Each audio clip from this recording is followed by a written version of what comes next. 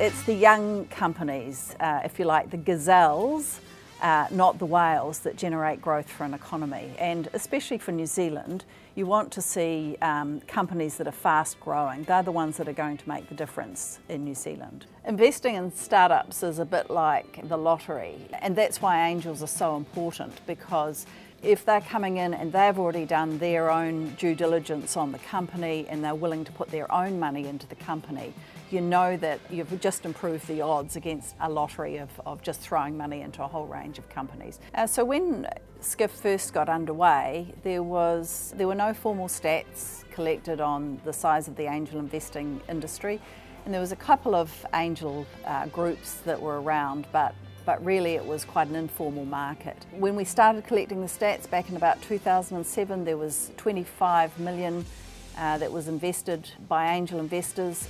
These days it's up around about over 50 million per annum that's being invested, and that's just the visible market.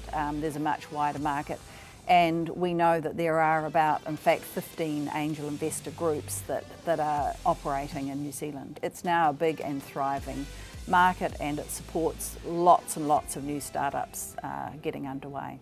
NZVIF's expertise is in selecting and working with investment partners throughout New Zealand, and also managing New Zealand's largest portfolio of startup technology companies. We've been doing that now for over 12 years, so we've got an immense amount of experience in that area. A really great example of how the market can develop within this ecosystem that SCIF sits in is Enterprise Angels in Tauranga. 4 years ago, that consisted of a group of 10 to 15 business people who are interested in supporting local technology and innovation companies. We partnered with them 2 years ago. They now have over 80 members. They're very active investors, not only in the Bay of Plenty region, but consistently co-invest and syndicate in deals right across the country. So we think that's a really powerful example of what can happen when a group like that engages with this ecosystem that's been put in place over the last 7 years.